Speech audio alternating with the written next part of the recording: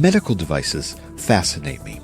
Unlike devices, such as automobiles, which track where, when each component was created, and by what third party, there is no such requirement with medical devices. You'd think something like a sophisticated MRI machine or CAT scan would need to show a health organization its hardware and software bills of material. They don't. Worse, these machines are expensive, and so they're purchased once and then used for years and years, often without updates to the software.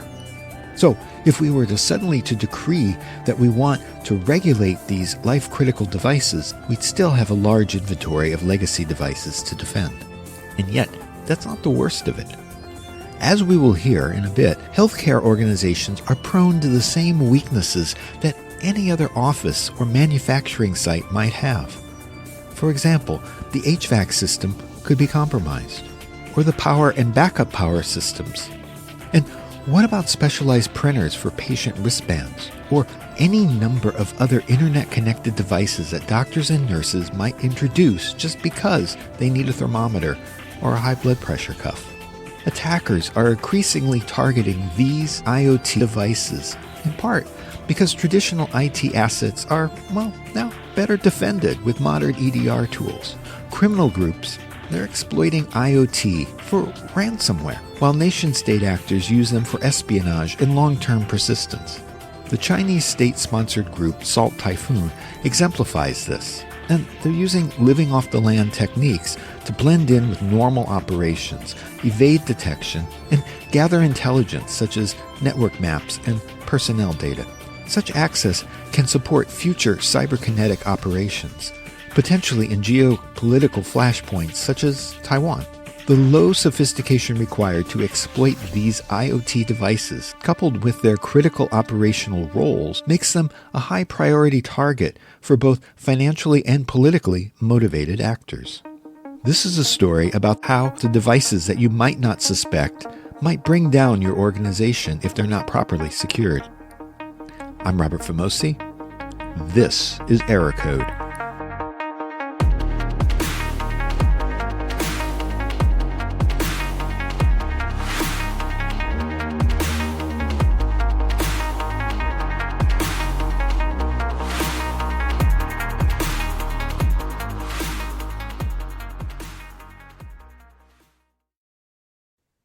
I'm Sonu Shankar, Chief Product Officer at Phosphorus Cybersecurity. Phosphorus focuses on securing and managing the extended Internet of Things. So imagine any device that you can't install a CrowdStrike or other endpoint agent on. That's in our wheelhouse. You may already be familiar with Phosphorus. I interviewed Sonu before on episode 24. I talked to him about securing devices that are already in the field. And in episode 48, I talked with John Terrell of Phosphorus about how common office supplies can be viewed as an insider attack. You know, basically the printers, the phone, the security camera, almost everything is suspect. So let's open by talking about some of the IoT and OT devices that we interact with every day. Absolutely. So if you look at a traditional enterprise setting, everything from the usual suspects are cameras and printers, right? There's also, you might imagine, VoIP phones being in the mix, HVAC controllers, door controllers, network gateways. And so anything you couldn't install an endpoint agent on to either monitor activity on it or to scan the internals and manage patches on it. Anything that isn't sending logs or event logs, audit logs up to a security operations center or a SIM, any kind of security analysis tool for remote analysis of activity, all of those devices are in this category that most commonly are not being centrally managed. They're not being centrally monitored. And as such, they form incredibly attractive targets for defense evasion. And a part of the reason why this problem is so prevalent is unlike traditional IT, so unlike traditional user workstations or servers, There is the issue of decentralized procurement as well. So you have in a large enterprise, you have multiple teams going out and buying these devices, and they serve a different purpose. So in a lot of cases, the IT organization may not even be involved in the procurement process or the review process. So there's this idea that devices, like the universal power supply, are not interesting to IT. They're not targets, so why bother? As we'll hear, that's changing. Adversaries, they're looking at these things today. You also have situations where the life cycle of the device going from procurement to activation, installation and activation, if you will, Mhm. you might have third parties coming in to help you with the process. So it may not be entirely managed in-house. And every third party that gets involved brings their own inconsistent, nuance to that workflow, which means from a security operations standpoint or just straight up IT operations standpoint, there's a lot more inconsistency. It becomes harder to normalize the way you view that estate. And as such, you're dealing with an incredibly diverse set of devices that have inconsistent security and management applied to them. That's a good point.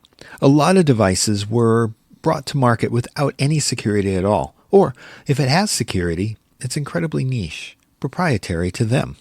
I would say the other point I want to add here is because we're talking about, devices that are not user workstations or servers, you're going from a very wide spectrum of compute capabilities, a wide spectrum of inherent security functionality as well. So you might have password complexities, everything from a four-digit numeric PIN, all the way through to a 16-character complex password, right? So there's a lot of diversity in terms of the compute profiles of these devices, how they're deployed, how they're installed, what function, what purpose they serve in the business, and even the size and the physical form factor overall. So, what I'm thinking when Sanu's talking about this is it reminds me of what I've learned about hospital organizations, which are flat networks. And sometimes doctors and nurses, they will, because they need it, go and get a thermometer that's connected to the internet and not go through the usual provisioning process of that organization. Yeah, great question. And this is also even in hospitals, for example, right? When we talk hospitals, you primarily think about medical devices first, and thermometers, MRI machines, X-ray machines, infusion pumps, patient health monitors, et cetera. However, there is a large footprint of connected devices that are not traditional IT, but are also not medical that play a huge role in hospitals. So one example is a very simple ruggedized industrial printer that's used to, print wristbands when you check into the hospital, print labels on blood work going to the lab, as an example. Cameras play a huge role in hospitals too. So you might have a camera pointed at the parking lot, but another camera pointed at a patient in an operating room. And especially in states like California, for example, there might be an implication on health insurance coverage based on the auditing that is done with a connected camera when a surgeon is performing surgery. And then you also have, devices like HVAC controllers. When you're thinking about maintaining temperature and also controlling the airflow and the quality, that has a direct impact on how pathogens might travel from one part of the facility to the other. Beyond hospitals, where else might this be a prevalent problem? Interesting thing here, observation one might make is these HVAC controllers, industrial printers, as an example, they are also found in distribution warehouses for a manufacturing facility. So now all of a sudden, the same HVAC controller, the same industrial printer you might find at your local hospital is also playing a different role in a completely different industry vertical.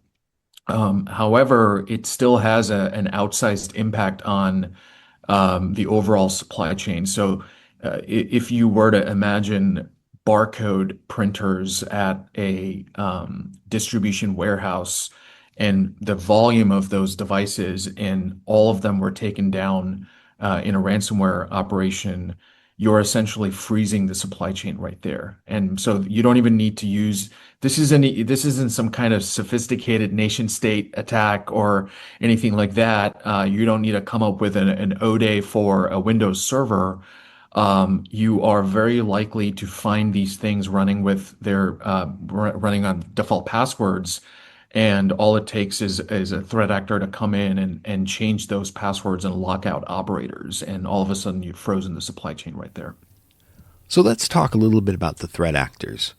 The scenario with HVAC, I immediately think of the Target breach back in 2015.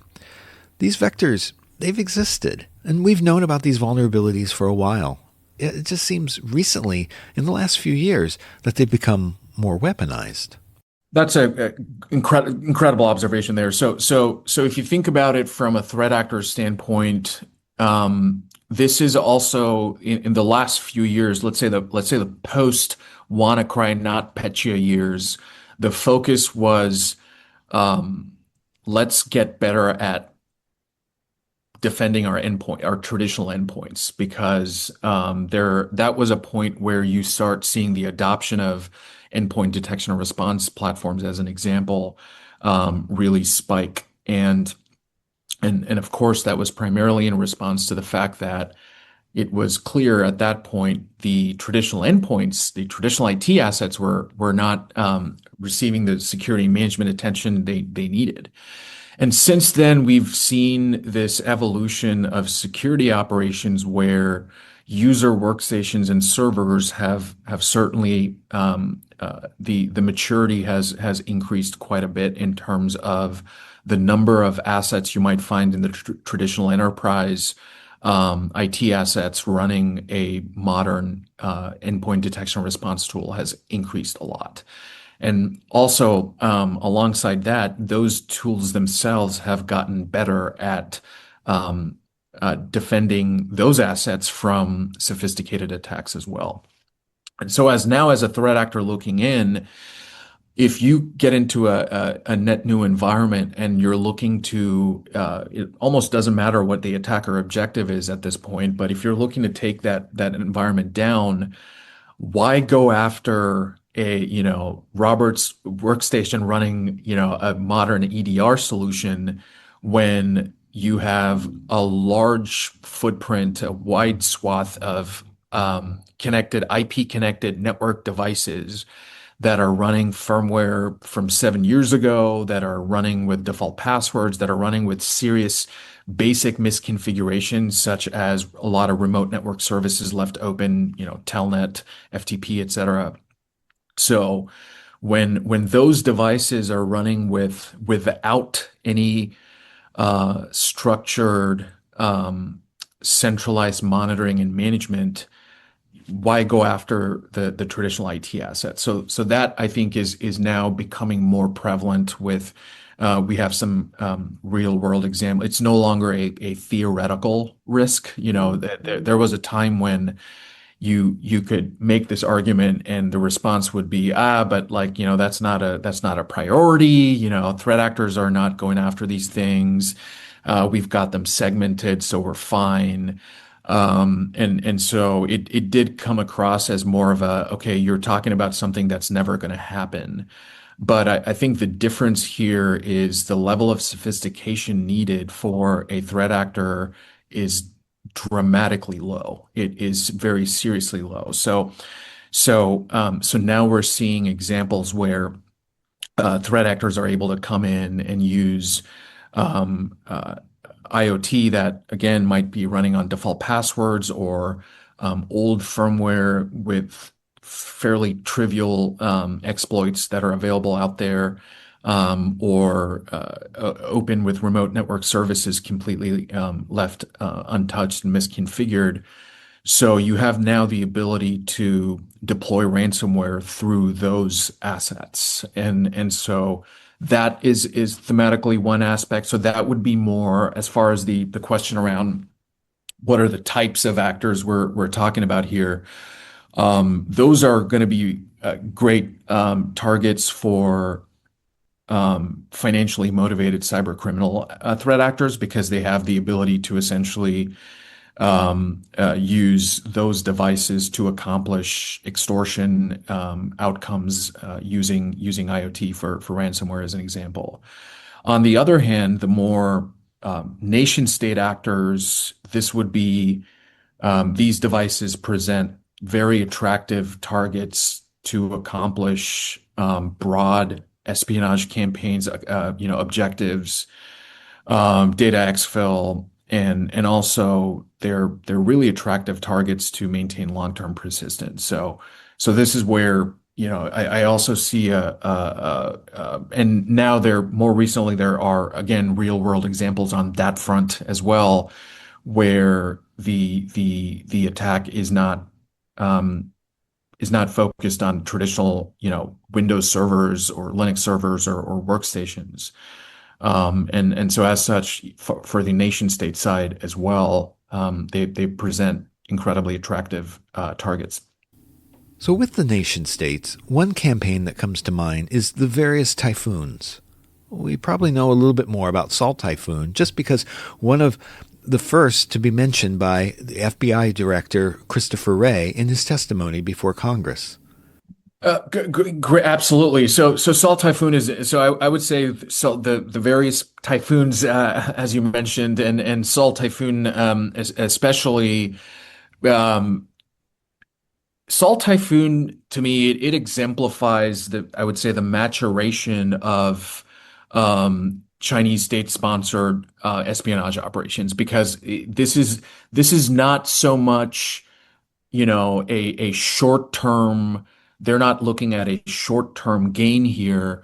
It is obvious from looking into the artifacts that have been shared, what is known about these attacks, that these are broad counterintelligence operations. So they have evolved from opportunistic exfil to more broader strategic counterintelligence operations. So this is where, especially Salt Typhoon, is an example of a threat actor, a group that primarily focuses on stealthy, long-term counterintelligence operations with the idea that they need to maintain persistence and they have to prioritize defense evasion.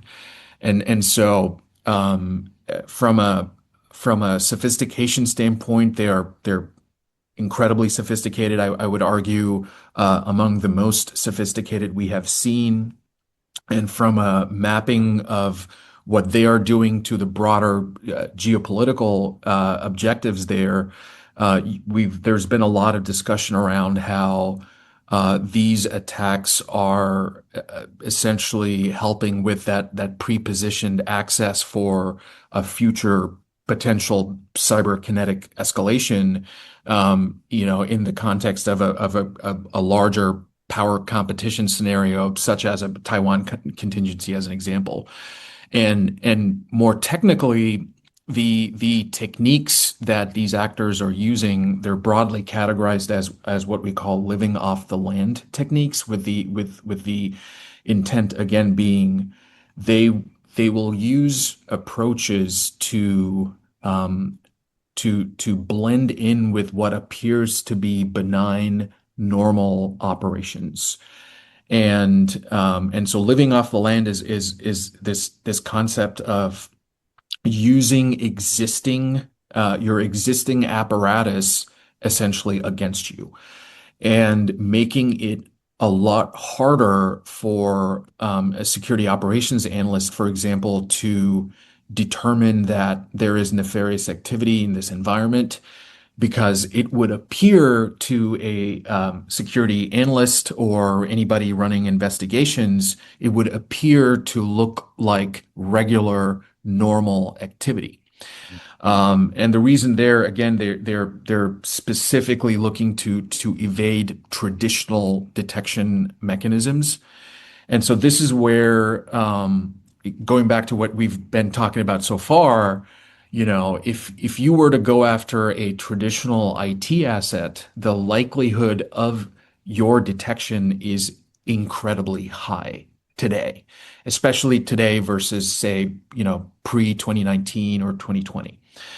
And therefore, you are going to start looking for, as a threat actor, if I were to, be a, threat actor looking in, I would specifically look for assets that are, one, not running traditional endpoint security agents, that are unlikely to be sending logs up to a security operations center or SIM, that are more likely to have fundamental security hygiene issues, such as running firmware that is outdated or vulnerable, running with default passwords, running with serious misconfigurations. And so, what an actor like Salt Typhoon is able to then accomplish is, in specifically what happened in this particular example.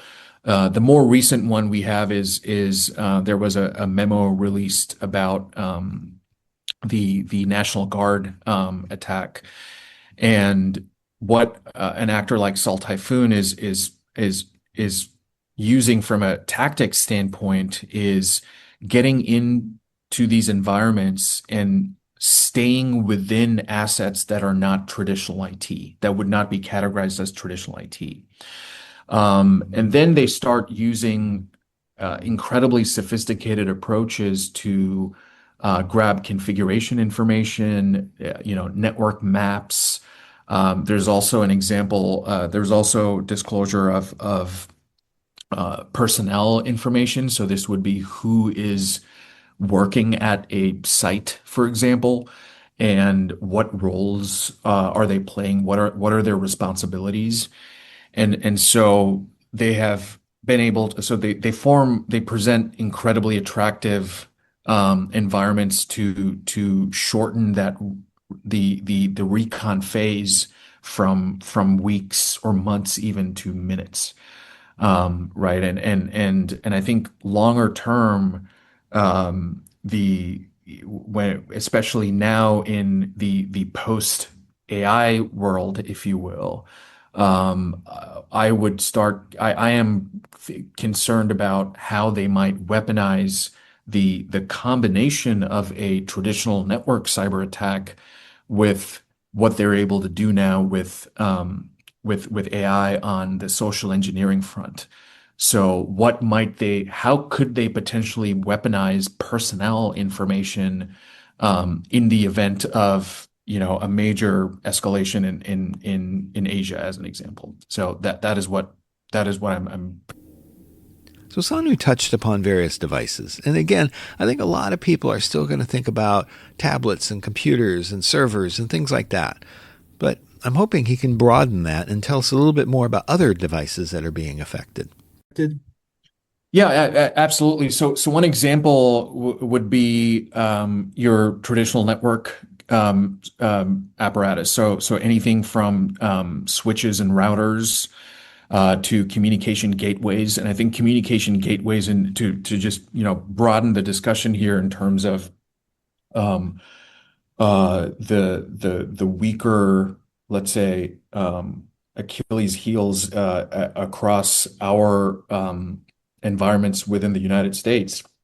You have traditional internet-facing networking equipment. It could be firewalls, VPN firewalls, et cetera, that are traditionally known to be attacked and compromised for that initial access, right? So they might come in through those. But once you're in, again, you now have the ability to look for devices that are not running an endpoint security agent. So that's where a network switch, a router, internal gateways. These are all, you might have communication gateways that are used to as protocol converters, for example. So you're going from one type of network to a more traditional IP network, and you have a gateway in the middle. And you could have an environment that also has a large footprint of connected sensors. So now again, these are all types of devices that are not um, closely monitored. And the reason outside of the example of Salt Typhoon, where I think this is even more of a concern, is when you have sensors that are deployed to sense physical phenomena and send and digitize those readings and send it upstream to a monitoring center, your ability to manipulate that data, so it's not, again, it's not just stealing that data, and using that data for as a prepositioned access for a future campaign, but it is also the ability to then manipulate the data that is being sent internally for operators to make decisions with, right? So I think those are all the types of devices that need to be that need additional scrutiny. But again, I would start with the basics of starting with, let's change passwords on them. That would be where if you were to ask me what guidance would I have for an operator, the the world of IoT is almost like the world of IT in the 90s and the early 90s. So I think for a threat actor looking in, there to increase their cost of compromising these assets, there's a list of incredibly basic fundamental security best practices that need to be performed on them that we are not doing today. So I think that is what we need to for sure get some focus and attention on. Often people say to me that OT is a strange world. I don't know anything about it. Whatever.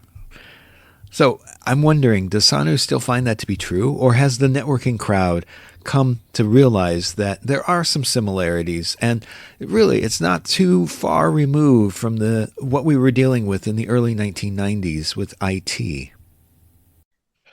Yeah, absolutely. And I think this might also be a good uh, point for us to differentiate OT from, say, IoT as an example.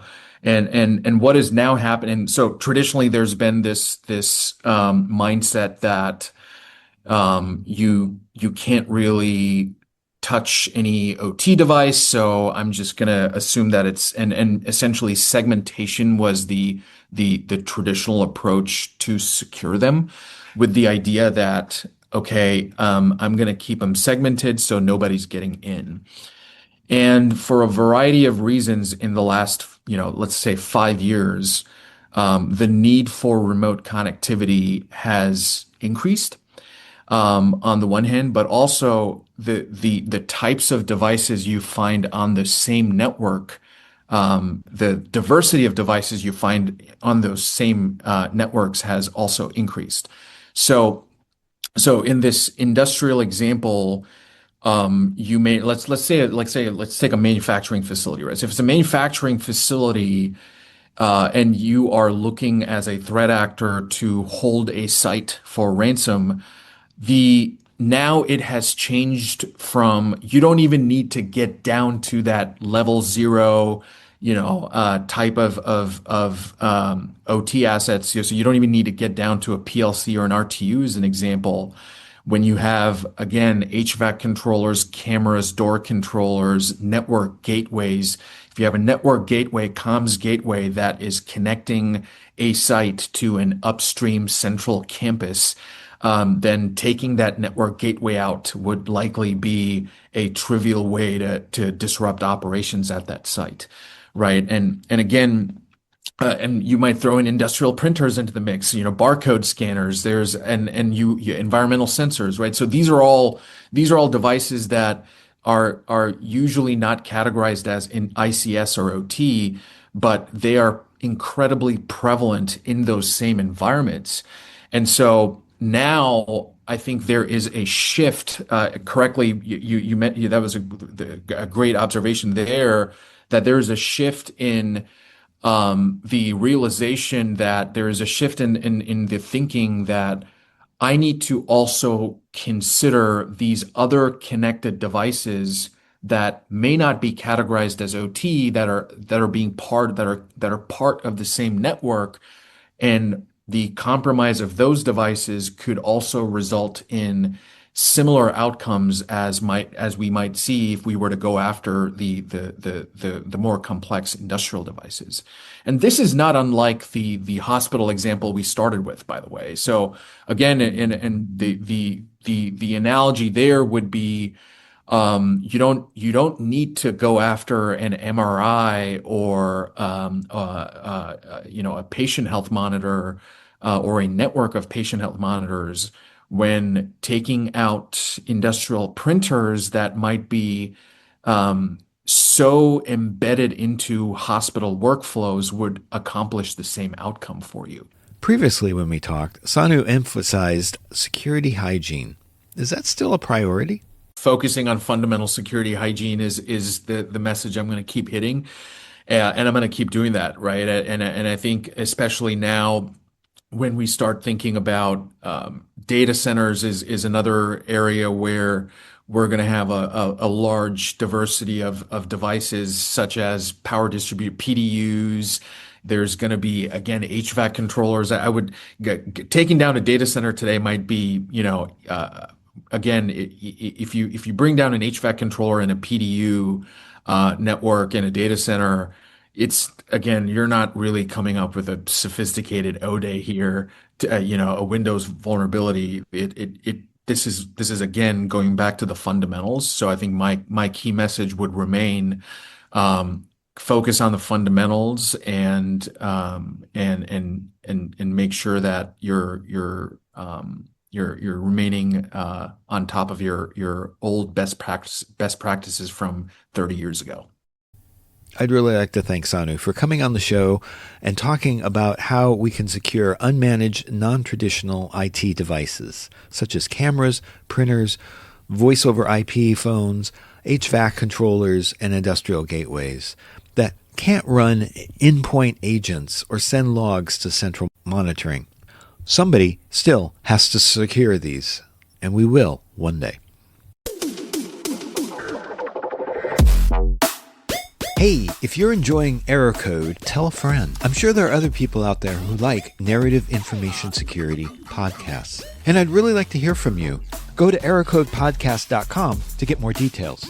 And tell me what you like, and even what you don't. I've got some great episodes coming up. We'll have more on Volt Typhoon, Salt Typhoon, and hacking utilities supply chains. Subscribe today. I don't want you to miss out.